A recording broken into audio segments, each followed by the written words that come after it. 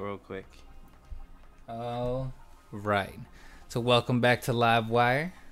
We're well, this is Ray and Peter's over here on his phone. What's up? You know, Peter, man. So we're deep into January at this point. We're like what, the second week of January. Mm-hmm. So now we can safely say we've seen it all. Practically seen it all of 2015. And this is the wrap up. Yeah, pretty much. This is the first time we're doing this.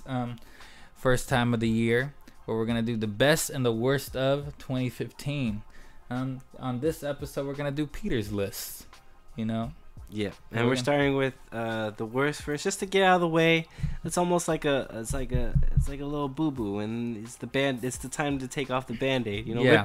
rip it off. You know, rip it off in a good way. You know. And we have not shown each other's the list.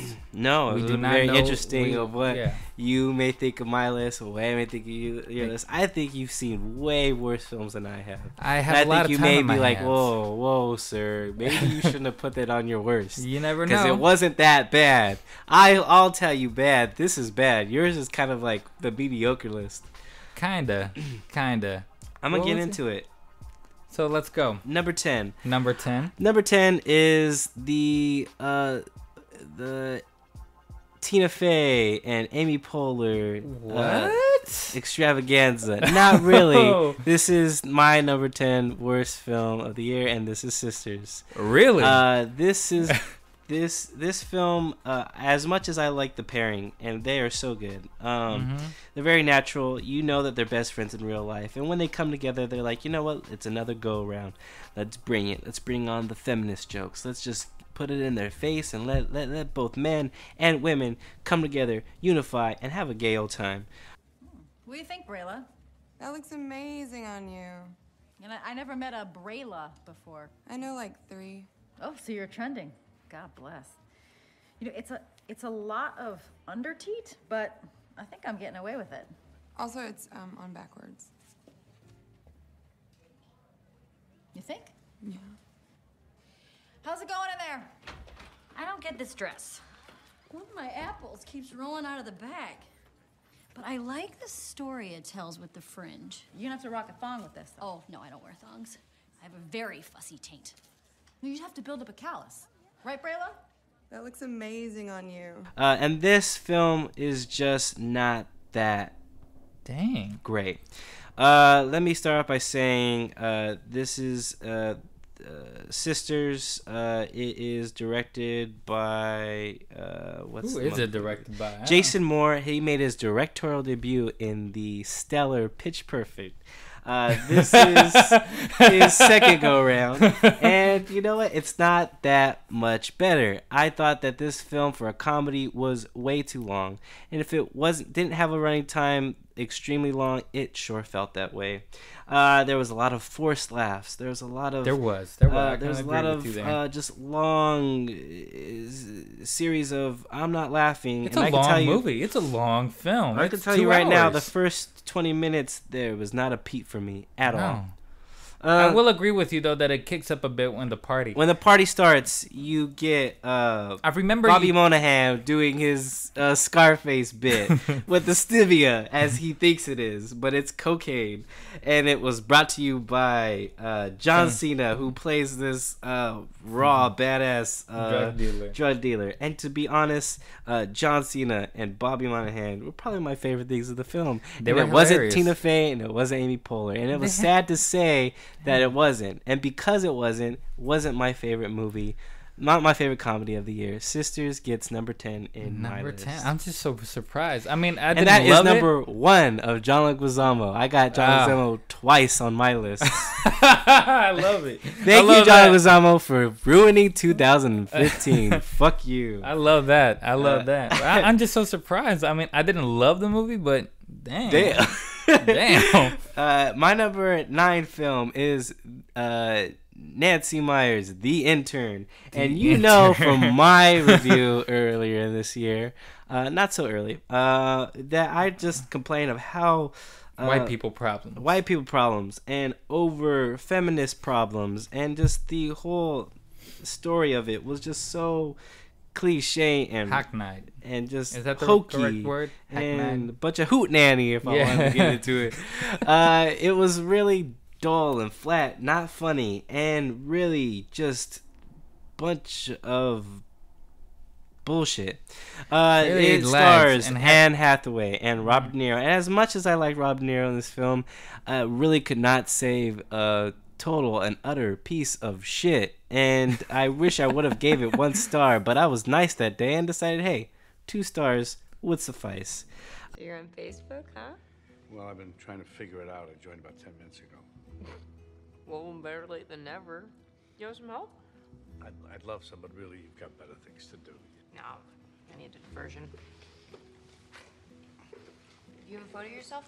No, I need one. If you want to look up all those hotties from high school, you do. Say cheese. Cheese. That's cute. Okay, I just need to send that to you. All right, so there are all these questions for your profile that you can answer if you want to or not, like religious views, political views, people who inspire you. Jules Austin. I'm not trying to brown nose you, but I've been in business a long time, and I've never run across anyone quite like you. You do inspire, Jules. I just knew at the end of the day that a woman with a glass of wine and a laptop had real shopping potential. Do you have a favorite quote? I do. You're never wrong to do the right thing. Who said that, you? Yeah, but I'm pretty sure Mark Twain said it first. It really was not one of Nancy Meyer's strongest film, and then you and me both are very much fans. It's watchable. She makes watchable films, tolerable films. But this one is, I can agree with you that she really pushes the limits on like white people problems and like what people should be angry and about. women now, and the women, whole yeah. and the whole over feminist message just really. I really just hated the girl that played the daughter. I just couldn't get into it, and I'm all again. I am not sexist. I'm all about women's rights, and Yeah. I'm all about equal pay. But really, don't ram it down my fucking throat. The Intern is number 9 in my worst list. More Aaron Brockovich, less Intern. Yes, you know. Yes. Number 8 of my list, and Keep I it don't going. think you're gonna appreciate it much, but it does come in number 8. It is Terminator Genesis. I thought, wow, Terminator Genesis was. Wait gonna a be minute, a you great, gave it a decent review. I think I gave it maybe 2.5. And I really should have gave it 2. But I just thought, wow. Arnold Schwarzenegger was great. I think this is his best film of the year. Was it his only film of the year? Sadly, no, it was not. Maggie, and I didn't see it, so it was a good movie. Sue me. Terminator Genesis is utter and complete science fiction mumbo jumbo. Mediocrity. Yeah. It wasn't that great. Jesus. To be honest, I really thought they took some of the best parts of Terminator 2 and made it one of the worst parts of Terminator Genesis. And I really wish that a little bit more time, a little bit more effort, a little less CGI could have Blame really it on the marketing, bro. Hey, what's wrong with this picture?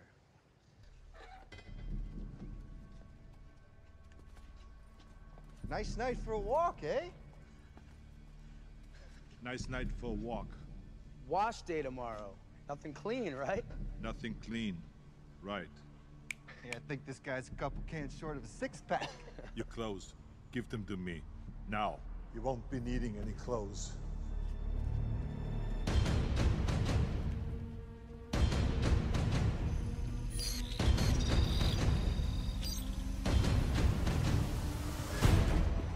I've been waiting for you.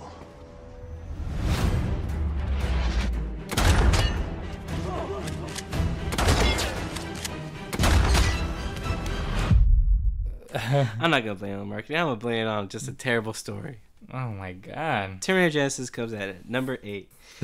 Number 7 is another sci-fi flick, and you know what? It has its funny moments. It has its weird, kooky moments, but it was utter shit. I'm talking about Chappie, and this was directed by, what's his name? Yes. Neil something. Neil Blomkamp. Neil Blomkamp. Mr. Thank you for Mr. making the worst film of your filmography. I will not be watching this again. It was bad. It was it's bad. I've never thought Hugh Jackman could get a cringe-worthy performance than Kate and Leopold, but he does another good job at doing a cringe-worthy. Well, you know what? You haven't seen Pan, so. Oh shit! I have not seen it. Is that on your list? No. Okay. No. Okay. All right. But you know, it's not Hugh Jackman's fault. It's not Dev Patel's fault. It's not necessarily Neil Blomkamp's fault. Yes, it is. Okay, yes, it is Neil Blomkamp's fault. It's definitely Neil Blomkamp's it's fault. It's so bloated. He tried to make Short Circuit and meets District 9. Meets like least, Boys in the Hood. Yeah. Like, you know, like it was just like this like electronic, hip hop, trance, sci-fi, RoboCop. It's terrible. I agree with you there. It's I terrible. agree with you. Chap, if you want to be in the gang, you have to be cool, like Daddy. Look how Daddy walks. Look how cool he is. You need to keep a gangster. Need to keep a gangster. Yeah, you need to be cool. Don't laugh, I'm being cool. Cool. Even when you put a gun, you have to be cool like this. Boom! Now you try. No, I can't shoot people. What? I can't shoot them, they didn't do anything to me. How are you gonna do the heist with us if you don't shoot people? I can't do a heist. Heist is a crime. I promised. Hey, it's okay. Hey, let's worry about that later, okay? I got this, alright? You. If somebody really disrespects you, you can deal with them without using a gun. What is it, Daddy? Real gangsters use this.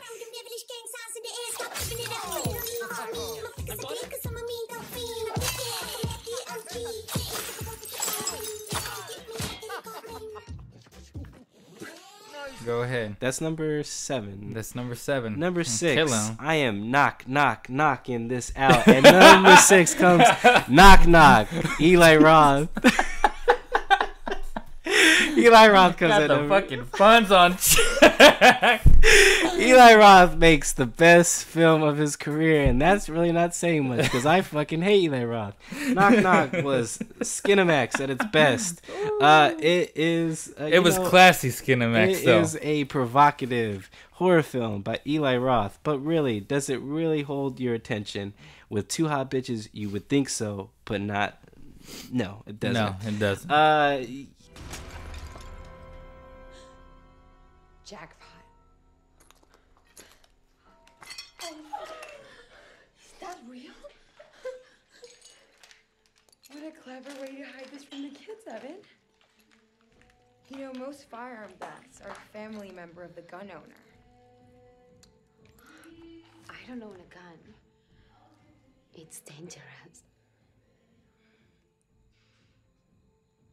Untie him. Are you sure? Yeah.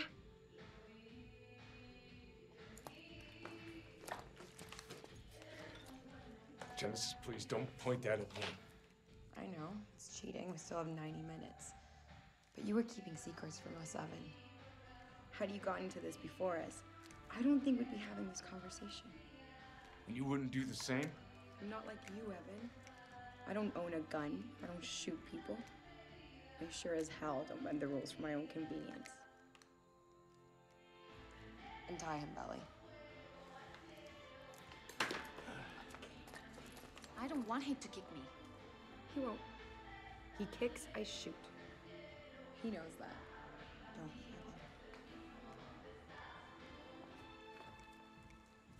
What do you want?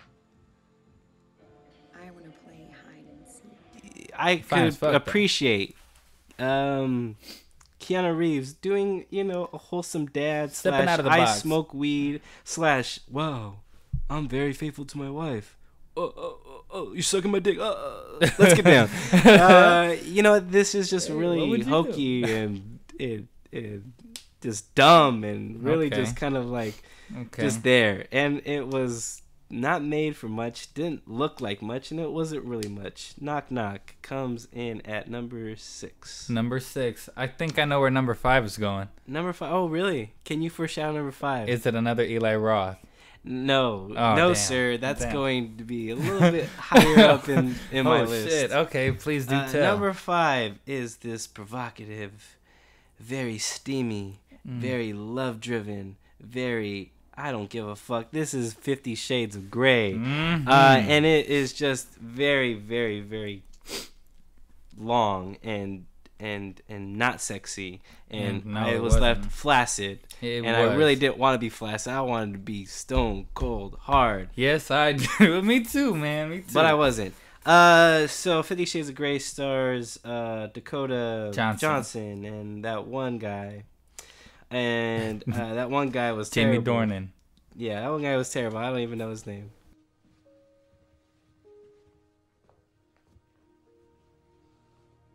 It's just beyond this door. What is? My playroom. Like your Xbox and stuff? It's important that you know you can leave at any time. Why? What's in there? I meant what I said. The helicopter's on standby to take you whenever you want to go. Couldn't you just open the door?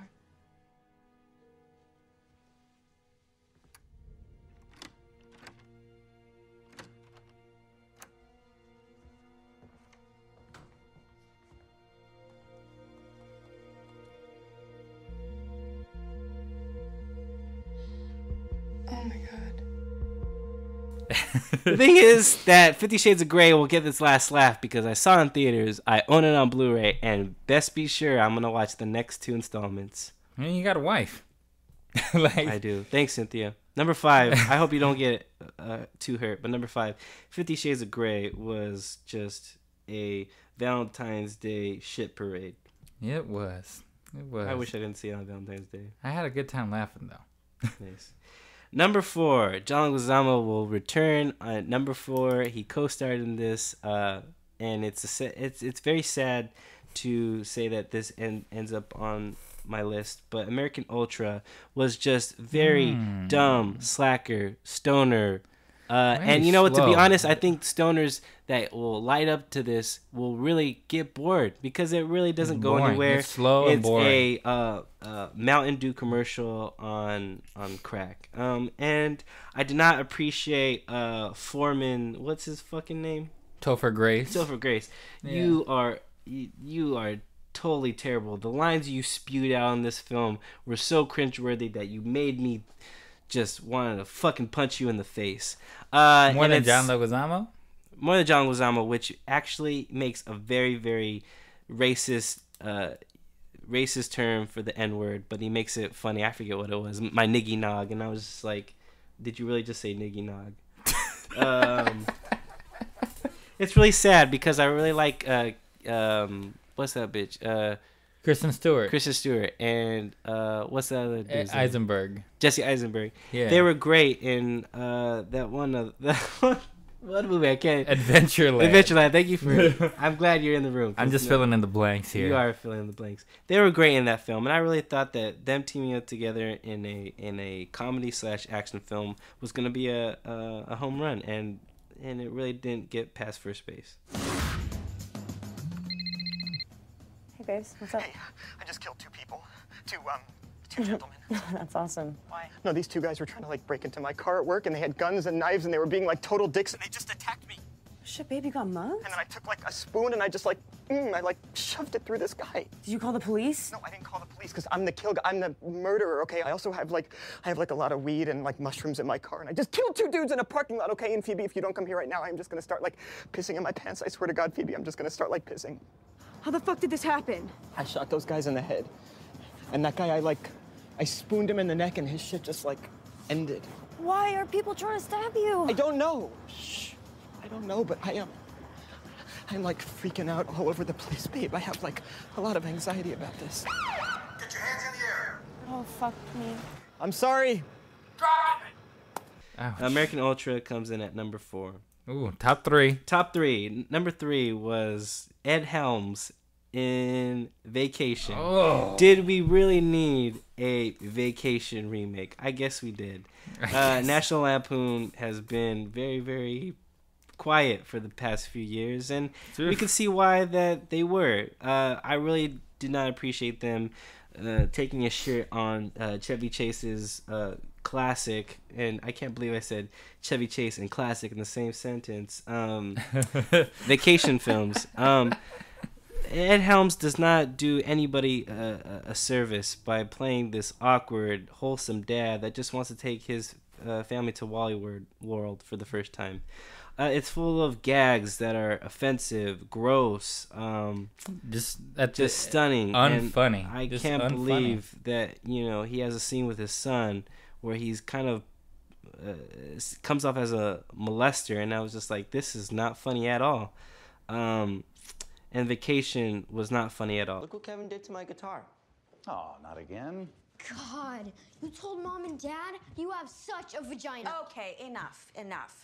Now, young man, we talked about the bullying of your older brother. That's right. We don't make fun of someone just because they're a little different from us.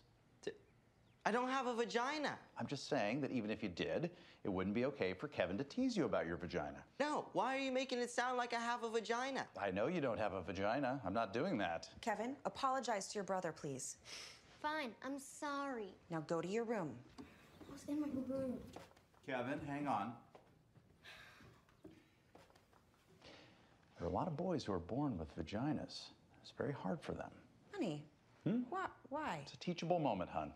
Gender fluidity, right? It's a very serious issue. I'm not gender fluid. It doesn't matter if you are. The point is, your mom and I would love you even if you were completely blank down there. But I have to say that Chris Hemsworth was just hilarious with his big dick. Comes in at number 3. I can't really say much for Vacation. You really, no words can describe how bad you were. Second is The Return of Eli Roth, The Green Inferno. I knew it was up there. With the second and the first film on my top of my list, I gave it these films 0 stars. They are the most trashiest, the most like gut-wrenching, the most unacting I've ever seen. I don't know if that's a word. In my life, but The Green Inferno is a sadistic. I couldn't watch. I knew it was gonna be that, so I just bloodbath of cannibalism and some kind of anti-American politics that I really couldn't get into, and I couldn't really vibe with.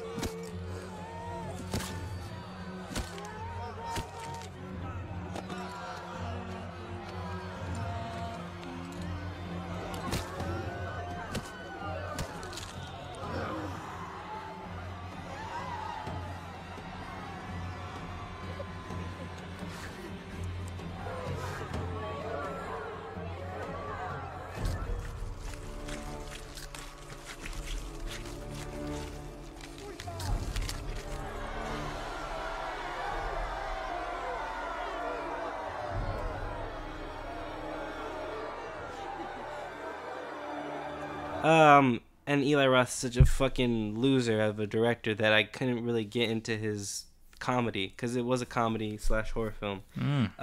You make a film where a girl's like shitting on herself, and you expect us to laugh, or expect us to feel sorry for her, or expect us to feel grossed out. I just was shaking my head the entire time, and I was like, what am I watching? The Green Inferno gets a big fuck you in number 2 on my list. Number 1 on my list. And I really don't think that I haven't seen it in its entirety. I think I know what this is. I think I saw the first 10 minutes of the film, and I said, why? Fuck it. I'm not watching it. The Ridiculous Six comes at number 1 on my list. And Adam Sandler, I heard that you do a terrible job in Pixels. Well, you just did a knocked up job in The Ridiculous Six, not being funny, being broody, being a poor man's Clint Eastwood, and letting your band of brothers being doofuses and racist Mexicans. And damn, did I say Taylor Lautner played retard? Need I say more? I apologize. I don't know how many times I can. Hey, friend. Need any help getting her out? She's not really stuck, amigo. She's just a diversion. She's a virgin? I'm a virgin, too. Unless you count cantaloupes. I'm Lil Pete. So is your father like Big Pete? I didn't know my pa. But he was a bank robber like y'all. His name was Frank. Stockborn? How'd you know? Are you a wizard? The Ridiculous Six is just offensive, and from what I saw, not funny. And Ooh-wee. Was that Steve Zahn I saw? Steve Zahn was in that. The Ridiculous Six was terrible. Well, that was your number 1, huh? That was my number 1. Damn, man. Tell me how you really feel. That was actually kind of fun. Yeah. I knew you knocked it out. You see, you did a great job there. Thank you. You see? Now let's go with your top 10 best. Out with the old and with the new. Out with the I thought I was going to have more time good. with this. Oh, you wanted... Okay. You wanted more... You got more bad ones? No. Okay. I'll go with my top 10 best. Do you... okay. Okay. So my top 10 best. Now let's say I had initially a top 15. And there was some great films. You have some runner-ups that you want to throw out there? Just name them out there? Runner-ups would have been Ex Machina. Would have been Me, Earl and the Dying Girl. Would have been nice. Creed. Would have been... Nice. Would have been Star Wars. Would have been the Hateful Eight. The Hateful Eight. But sadly, you did not make my top 10. And even though you did not make my top 10, you were great films of the year. Here goes my top 10 films of the year. First up is near and dear to me, should be number 1, but in all reality, has to be at the bottom. But it holds a spot, and it squeaks by films that are probably greater than this. I'm talking about Straight Outta Compton, directed by F. Gary Gray, and directed with ease and gusto and love and compassion, and you grew up with these guys and you really knew how to tell their story. And being the director of this film, you really did a service. I thought John Singleton would have been a no-brainer, only because he's worked with Q. But he proved us wrong, though. He proved us wrong. This is coming from the guy who directed Friday. He's made more serious films called The Negotiator and Set It Off, and Law Abiding Citizen. A little bit more, action-oriented films like The Italian Job and kind of, I guess, comedy / action Be Cool, which I've never seen. I think I ran off your filmography, and even though not that great of films, you definitely have a stamp as far as hip hop is concerned. You started out off as a music video director, directing Cube, directing Dre, directing a whole slew of other people, and you really get this world. And you told a 2.5-hour story of brotherhood, of music, of love, of racism, of police brutality, of these pertinent things that still go on today. Sit tight and let us do our job. Hey, officer, I'm sorry. What is going on out? Can you stay right there, please? We're trying to check these bangers, make sure they're clean. All right, I'm sorry. These are not bangers, okay? These are artists. Excuse me, artists? Yeah. Seriously? Yeah. What kind of artists? Rappers, and they're working with me in the studio right now. Well, see, rap is not an art. And I'm sorry, who are you? I'm the manager. Well, you're wasting your time. Mr. Manager. You gotta 'cause be kidding me. You're wasting your time. Really? These clients of yours, these Yeah? rappers, Yeah. they look like gang members. You can't come down here and arrest people just because of what they look like. Are you crazy? But that's police harassment. You said you're a manager, right? Yeah. Not a lawyer. Does that matter? You cannot come down here and harass these guys because they're black. And really eye-opener. Your first half is just stellar, riveting, a triumph. And your second half is uneven, but I forgive you. It's only fair that your second half is uneven, because it turns into the Eazy-E and slash homage film. Okay. Where you want to put in Bone Thugs, you want to put in Snoop, you want to put in the creation of Death Row, and maybe you should have just stayed with the boys in NWA and just really get their rise and fall and make sure that you tell the end of that story. Make sure you let us know that Eazy-E and Dre were beefing. Let us know that MC Ren kind of just faded. You ain't seen the director's cut yet, Peter. I have not seen it. Number 10 is Straight Compton, and I gotta say, Jason Mitchell playing Eazy-E was a phenomenal, and I really wish he would have been nominated. I understand that there are more serious contenders, but really he should have been nominated. Paul Giamatti plays Jerry Heller with love and care, and really should have been a little bit more sleazy, as we were used to seeing with Paul Giamatti. This time you really took care of his image, and even though the real Jerry Heller is suing everybody involved, you really got a humanistic view of Jerry Heller, and very true. The rest of the cast was great from newcomers, but again, O'Shea Jackson Jr. and Jason Mitchell and Paul Giamatti were the big three, and they proved that making an NWA film was needed, and especially in today's society. So Straight Outta Compton comes at number 10. Should be higher up, but you know what? Let's keep going. It squeaked by. Number 9, Sicario. Was just a great drug cartel, and again another pertinent film, very hot button, very taboo, speaking on immigration and the drug and the drug cartels, and very strong cast of Emily Blunt, Benicio del Toro, Josh Brolin, and directed by, can you help me out here? Denis Villeneuve. Yes, he is great. I can't wait to see what he does with Blade Runner and the films to come. This was a film that was just on the edge of your seat. Every night you have families killed, and yet here you dine. Tonight should be no different.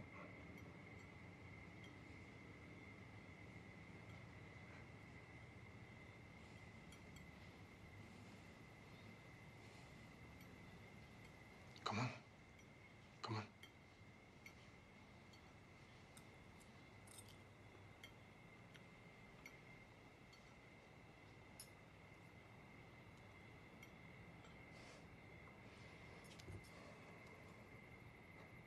Do you think the people that sent you here are any different?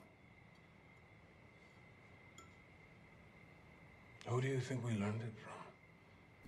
At times very slow burn, but was something that was needed to be seen, eye opener, and made me scared of going to Juarez, Mexico. And yeah. Nice. Number 8 is should be a little bit higher, but not every film can knock it out of the park. Number 8 is The Big Short. It was Adam McKay's first outing into a more realistic, more dramatic film. It was a great ensemble cast with Christian Bale, Steve Carell, Ryan Gosling, Brad Pitt, full of knockout performances. I think I had a problem with its stock market jargon, but I really could have just looked past that, and I wanted to give it a 5. I gave it 4.5. Should have been a 5, but it was a very great film, and I'm what did I give it? Do you remember what I gave it? You gave it a 5.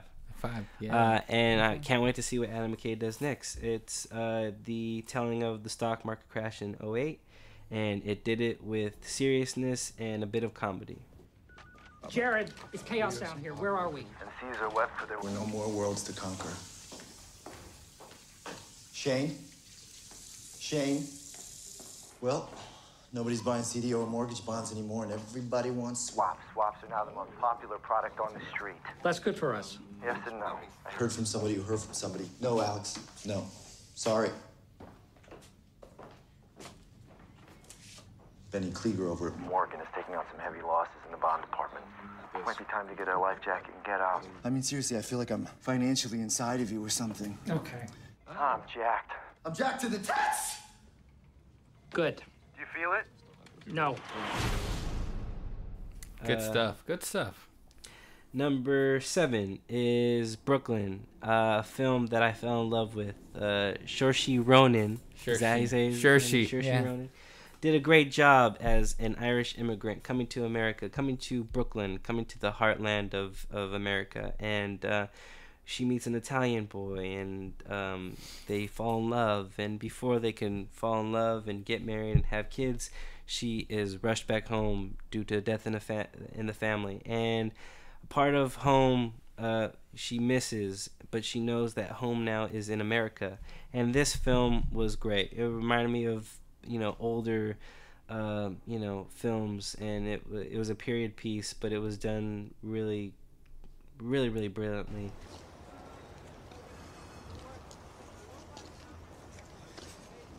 I'm not Irish. You don't sound Irish. I need to make this clear. No part of me is Irish. I don't have Irish parents or grandparents or anything. I'm Italian. Well, my parents are anyway. So what were you doing at an Irish dance? Don't the Italians have dances? Yeah, and I wouldn't want to tell you to one.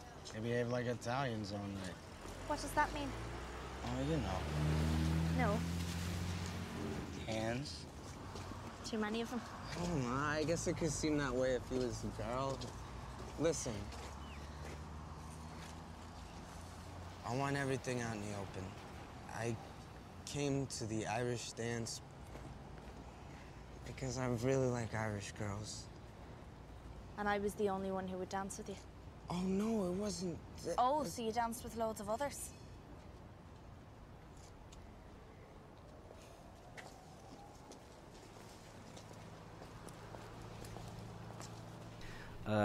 Everybody was great. Domhnall Gleeson is in this. What's the one cat from... I forget his name. The kid from Place Beyond the Pines. Place Beyond the Pines. As Tony was great. Yeah. Really broke my heart in some scenes. Just very stand-up gentleman. Was just great. Full of characters, full of life, full of joy. Brooklyn was just a delight. That is Nice. my number 7? 7? I want to say 7, Number yeah. 7. Number 6 is Disney Pixar's Inside Out. And Nice. what a joy this was. It just comes up to the upper echelon of Toy Story and things of that nature. This was a film about emotions in one girl, and you get to ride along with the emotions of joy, sadness. I don't know if I'm Yeah, go ahead. and the rest of the band of emotions. This was a very endearing film for a animated film. Deserves the award for best animated picture, and was one of my favorite films of 2015. First day of school, very, very exciting. I was up late last night figuring out a new plan. Here it is. Fear. I need a list of all the possible negative outcomes on the first day at a new school. Way ahead of you there. Does anyone know how to spell meteor? Disgust. Make sure Riley stands out today, but also blends in. When I'm through, Riley will look so good, the other kids will look at their own outfits and barf. Joy. Yes, Joy. You'll be in charge of the console, keeping Riley happy all day long. And may I add, I love your dress. It's adorable. Oh, this old thing? Thank you so much. I love the way it twirls. Train of thought, right on schedule. Anger, unload the daydreams. I ordered extra in case things get slow in class. Might come in handy if this new school is full of boring, useless classes, which it probably will be. Oh, sadness. I have a super important job just for you. Really? Mm-hmm. Follow me. What are you doing? And there. Perfect. This is the circle of sadness. Your job is to make sure that all the sadness stays inside of it. Okay. Nice. Number 5, and I think you're gonna be upset because it should be higher, I think, for you, but it comes in at number 5. Mad Max: Fury Road. This was one of the best action films I've ever seen in my life. Okay. It was this wild, crazy, action-packed film, and snuck in a feminist message. Yeah. Charlize Theron was great as Furiosa, and Tom Hardy played a best supporting cast, even though it's called Mad Max.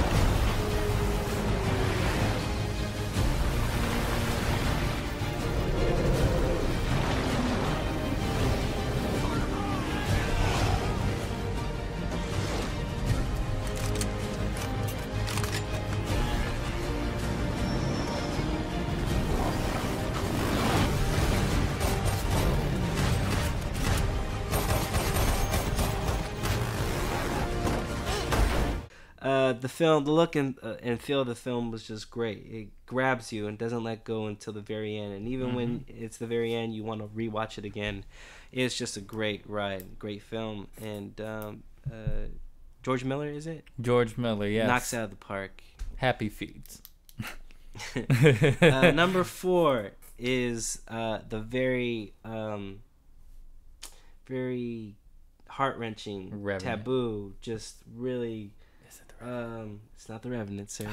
It is deeply affecting because I have a son now. It is Room, starring Brie Larson, which she won the Best Actress award, and I'm hoping she wins the Oscar for it. She was so great as Leonardo DiCaprio, her male counterpart, Leonardo DiCaprio. She plays a woman that is captured and is taken from her capture and held in a shed with a 7-year-old son, 5-year-old son, 5-year-old. And it's up to them to get out and see the rest of the world and reunite and rekindle with their family. And things change. People change, and the world keeps spinning. Room was just a revelation, and what a triumph. Really got to me. It was a very emotional ride. I cried at least 3 times in this film, and I couldn't hold back. It was a grueling film to watch. The replay value is very high for me, even though it is very strong stuff, heavy-handed stuff that you watch. It is a great film. He needs to play with something real. I'm worried about him being on the phone. He's doing fine. Well, I don't give him my phone, so I'd appreciate it if you didn't give him yours. Okay, well. Great.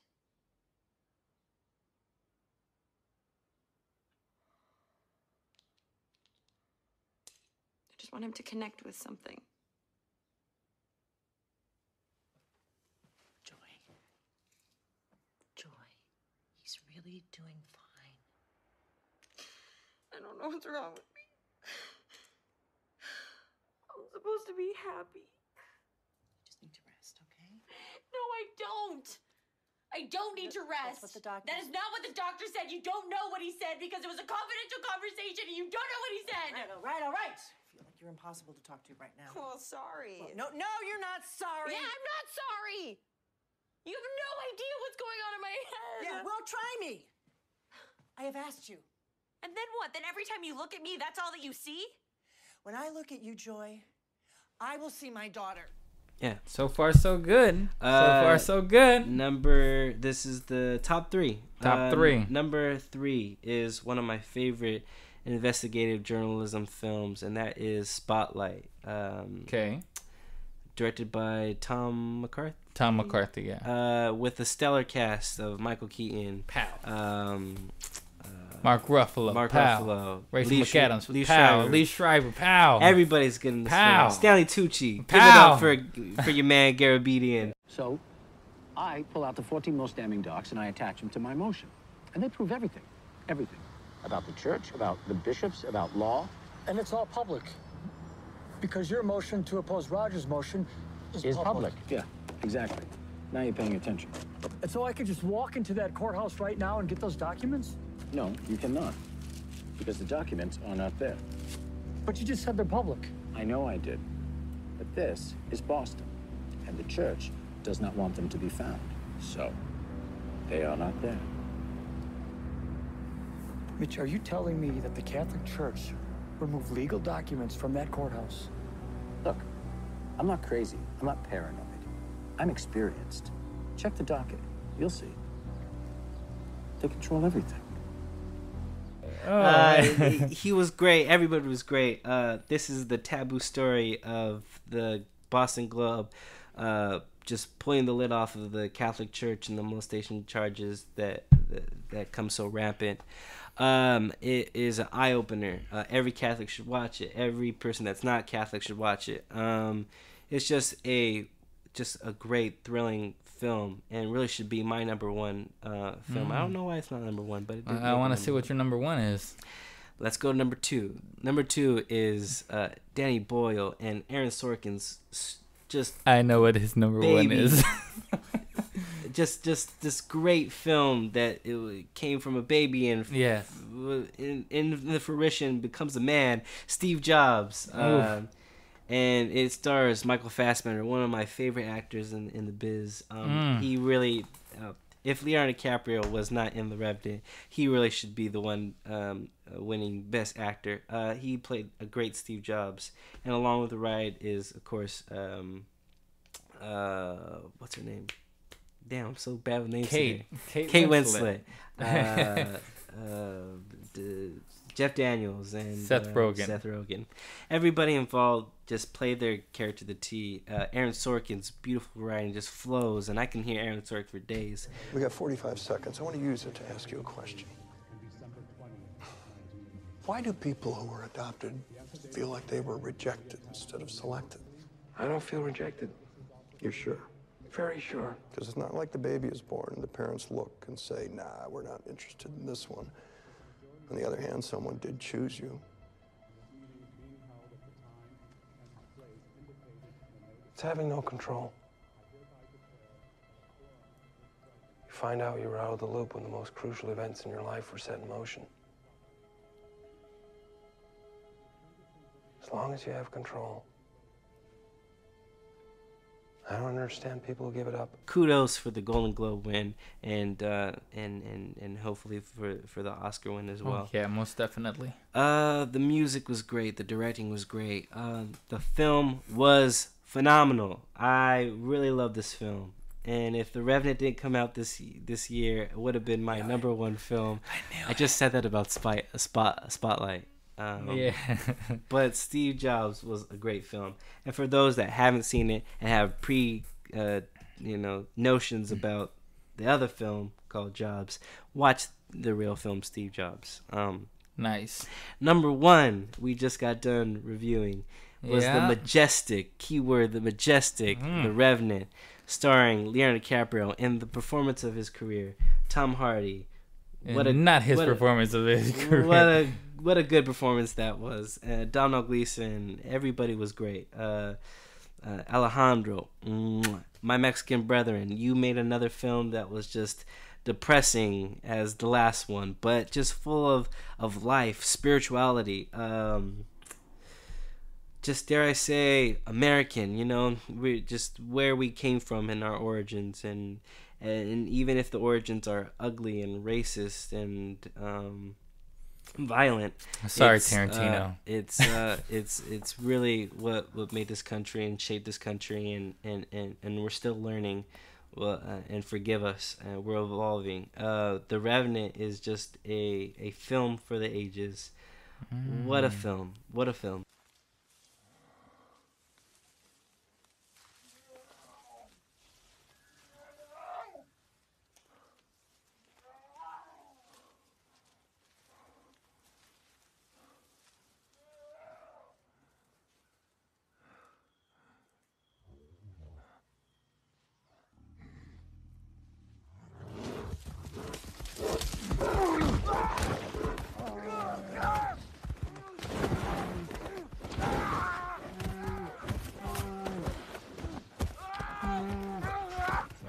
What that's a number one. performance. That's your top 10. My top 10. Sticking to it, huh? Yep. Well, it was a lovely top 10, man. Thanks. It was a lovely top 10. Thanks. How was the worst? No, I found that to be very entertaining. Thanks. I had a lot of fun with that. LiveWire. LiveWire.